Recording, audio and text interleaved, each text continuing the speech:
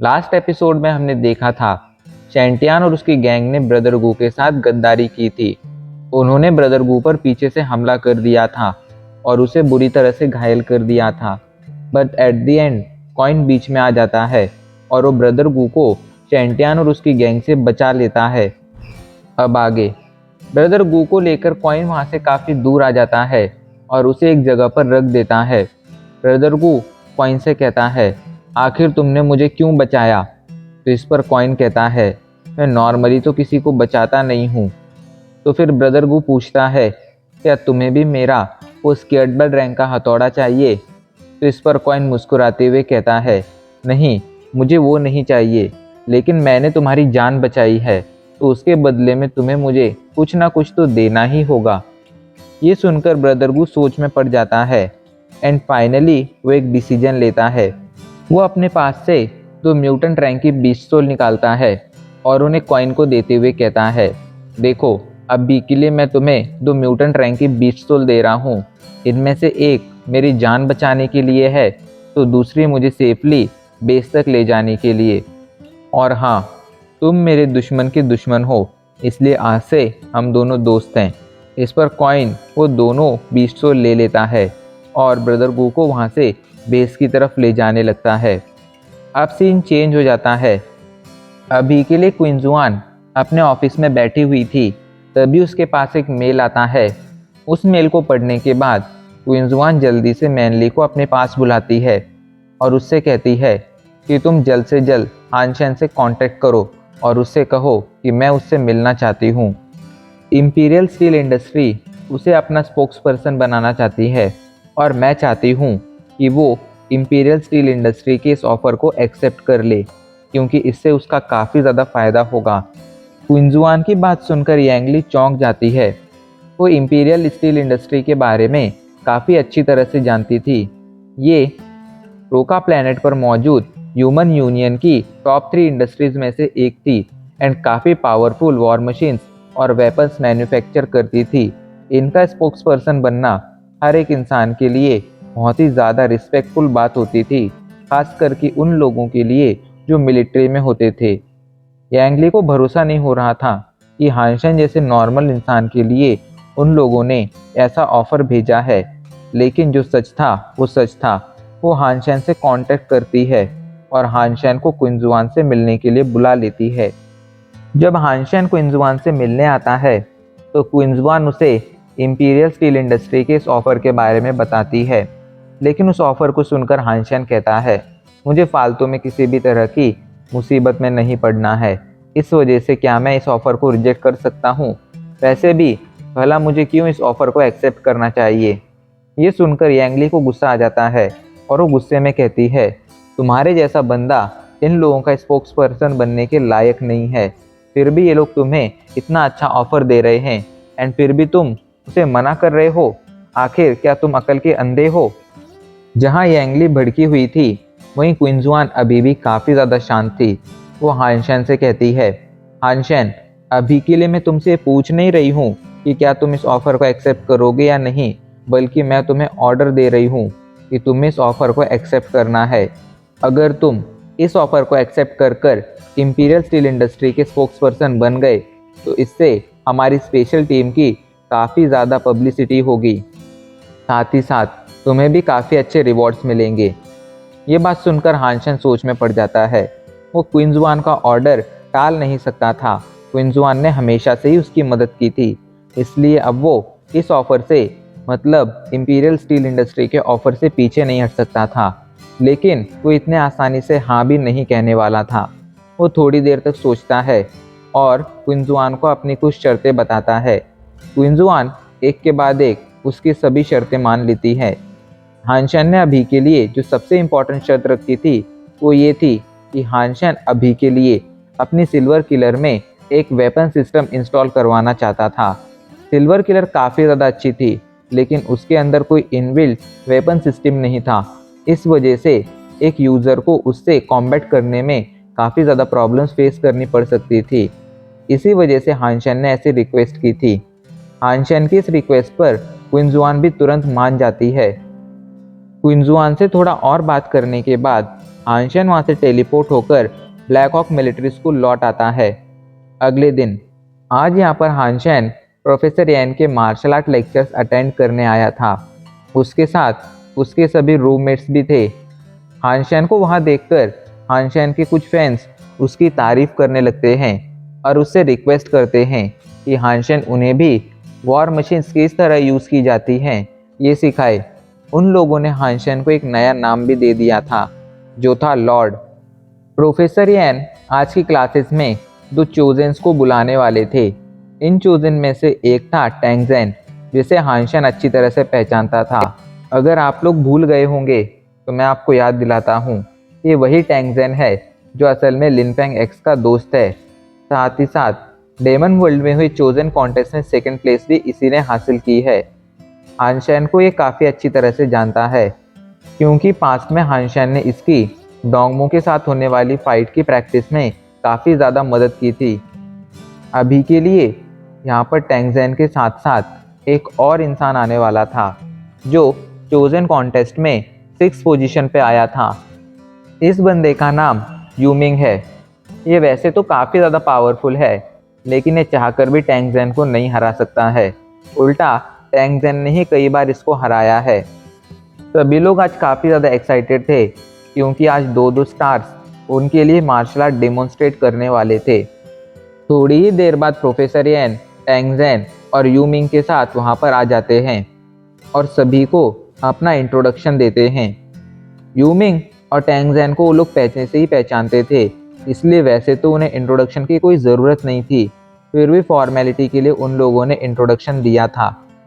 Professor यैन कहते हैं, martial art का रियल यूज़ असल में ह्यूमंस की पावर को बढ़ाना, साथ ही साथ उनके माइंड को और ज़्यादा बेहतर करना है। इसी का डिमॉन्स्ट्रेशन हम आज करने वाले हैं। इसका डिमॉन्स्ट्रेशन करने के लिए हम यहाँ पर आज ब्लैक एंड वाइट बॉक्सिंग की फ़ाइट रखेंगे। ब्लैक एंड वाइट बॉक्सिंग का नाम सुनकर सभी लोग काफ़ी ज़्यादा एक्साइटेड हो जाते हैं।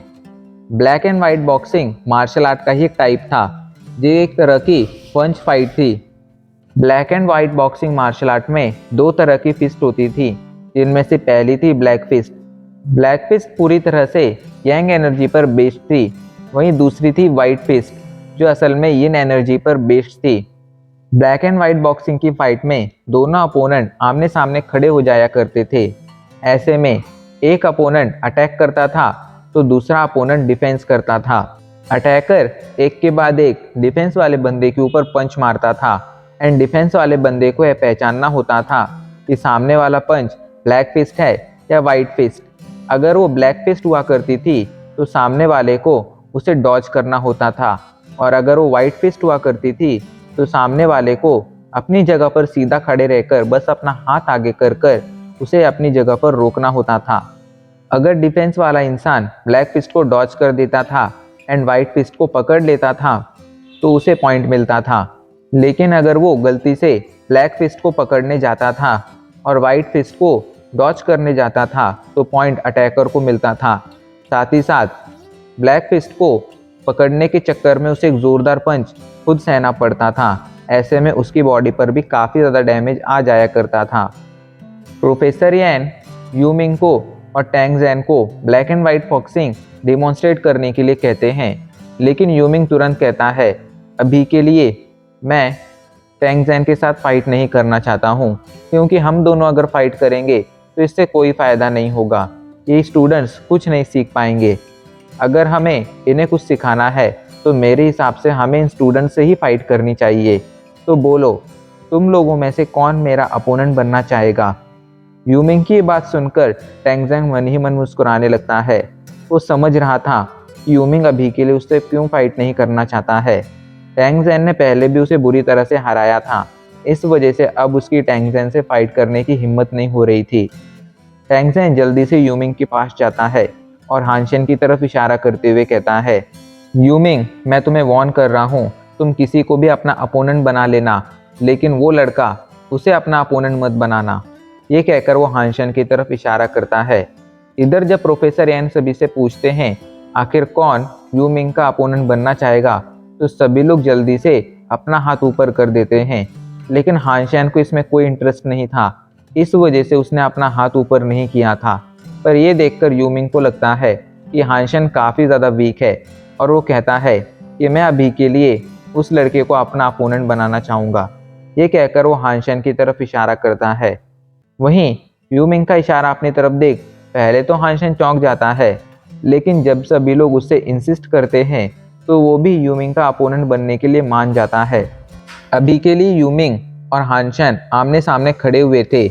यूमिंग कहता है चलो फाइट शुरू करते हैं, पर जैसे ही वो ऐसा कहता है एक पंच जोरदार तरीके से आकर उसकी छाती पर लगता है और उस एक ही पंच में उसकी हालत खराब हो जाती है। हानशन जल्दी से कहता है सॉरी, मुझे लगा हमने फाइट शुरू कर दी थी। इधर प्रोफेसर यंग जब ये देखते हैं तो जल्दी से एक्सप्लेन करते हुए कहते हैं हानशन ने अभी के लिए अपने अपोनेंट की वीकनेस का काफ़ी अच्छा फ़ायदा उठाया है। उसका अपोनेंट तैयार नहीं था एंड हानशन ने उसी मौके का यूज़ कर कर अपने अपोनेंट पर हमला कर कर खुद को एक प्लस पॉइंट दे दिया है। लेकिन हाँ, अगर अभी के लिए हानशन अपने अपोनेंट की नाक या आंख पर हमला करता तो इससे उसे और ज़्यादा फ़ायदा होता। इधर यूमिंग जल्दी से खुद को एम्बैरेसमेंट से बचाने के लिए मुस्कुराते हुए कहता है हानशन तुम सच में काफ़ी ज़्यादा टैलेंटेड हो। मुझे लगता है हमें अपनी फाइट को आगे और कंटिन्यू करना चाहिए। इधर टैंगजन मन ही मन कहता है मैंने तो तुम्हें पहले ही वार्न किया था, लेकिन तुम्हें ही शो ऑफ करना था, तो अब भुगतो। वहीं जैसे यूमिंग कहता है कि हमें फाइट कंटिन्यू करनी चाहिए तो हानशन तुरंत उस पर एक हमला करने के लिए तैयार हो जाता है। अभी के लिए हानशन का पंच तेजी से उसकी तरफ बढ़ रहा था, लेकिन यूमिंग जब उसे ध्यान से देखता है तो उसे समझ आने लगता है कि हानशन का ये हमला असल में वाइट फिस्ट है, क्योंकि इसके अंदर कोई खास मोमेंटम नहीं था। यही सोचकर वो हानशन के हमले को हवा में ही रोकने के लिए अपना हाथ आगे कर लेता है, लेकिन तभी अचानक से हानशन का पंच सीधा आकर उसकी नाक पर लगता है और उसे उस मोमेंट पर पता चलता है कि ये कोई वाइट फिस्ट नहीं थी बल्कि ब्लैक फिस्ट थी। हानशन ने उस पर दूसरा हमला कर कर उसकी हालत और ज़्यादा ख़राब कर दी थी। हानशन मन ही मन कहता है तुम मेरा यूज़ कर कर खुद को पावरफुल साबित करना चाहते थे ना, तो देखो आज मैं तुम्हें किस तरह सबक सिखाता हूँ। हानशन कभी भी किसी और को अपना मजाक बनाने की परमिशन नहीं देता था एंड अभी के लिए यूमिंग ने उसका मजाक बनाने की कोशिश की थी। ऐसे में वो यूमिंग को कैसे छोड़ सकता था। दूसरी बार भी पंच खाने की वजह से यूमिंग को और गुस्सा आ जाता है और वो हानशन को और हमले करने के लिए कहता है, लेकिन जब भी उन हमलों को देखता था तो उसे लगता था कि वो वाइट फिस्ट हैं, लेकिन असल में वो हर एक हमला ब्लैक फिस्ट ही निकलता था एंड इस वजह से अभी के लिए यूमिंग की हालत हद से ज़्यादा ख़राब हो गई थी। हानशन ने उसे कई सारे पंच मारे थे एंड हर एक पंच जाकर यूमिंग को लगा था। इस वजह से अब उसके लिए ठीक से खड़ा होना भी काफ़ी ज़्यादा मुश्किल हो गया था। पर अब हानशन का अटैकिंग टाइम ख़त्म हो जाता है। अब बारी थी यूमिंग के अटैकिंग टाइम की और हानशन को डिफेंस मोड में खड़ा होना था। ये देखकर यूमिंग जल्दी से खुश हो जाता है। उसे लग रहा था कि अब वो इस मौके का यूज़ कर कर खुद को बेइज्जती से बचा सकता है। यही सोचकर वो तैयार हो जाता है और हानशन पर एक ज़ोरदार पंच मारता है। पंच तेजी से हानशन की तरफ बढ़ रहा था। कोई भी जब ये देखता तो उसे लगता कि ये पंच असल में ब्लैक फिस्ट है, लेकिन यूमिंग अच्छी तरह से जानता था कि ये एक वाइट फिस्ट है, क्योंकि अभी के लिए उसने हानशन को कंफ्यूज करने के लिए इसमें काफ़ी सारी फोर्स ज़रूर लगाई थी, लेकिन वो फोर्स एक पॉइंट पर पहुंचने के बाद अपने आप ही खत्म हो जाने वाली थी। यूमिंग को पूरा भरोसा था कि हानशन उसके इस हमले को नहीं पहचान पाएगा। उसका पंच तेजी से हानशन की तरफ बढ़ रहा था, लेकिन तभी हानशन अपना हाथ आगे करता है और हवा में ही उसके पंच को रोक देता है। मतलब हानशन ने पहचान लिया था कि ये फिस्ट असल में एक वाइट फिस्ट है। प्रोफेसर येन हानशन की तारीफ करते हुए कहते हैं हानशन ने अभी के लिए ह्यूमन साइकोलॉजी को काफ़ी अच्छी तरह से समझ लिया है। वो इसका यूज़ कर कर आसानी से पहचान पा रहा है कि सामने वाला अपोनेंट कौन सा अटैक कर रहा है। साथ ही साथ वो अपने माइंड को भी काफ़ी ज़्यादा क्लियरली कंट्रोल कर पा रहा है, इसलिए वो तुरंत एंड मोमेंट पर डिसीजन ले पा रहा है। इधर टैंगजन मन ही मन कहता है यूमिंग तुम मुझे ही नहीं हरा सकते हो, तो आखिर तुम हानशन को कैसे हराओगे। हानशन ने तो मुझे हरा रखा है, ऐसे में जब तुम मुझे ही नहीं हरा पाए हो तो तुम्हारा हानशन को हराना तो लगभग नामुमकिन है।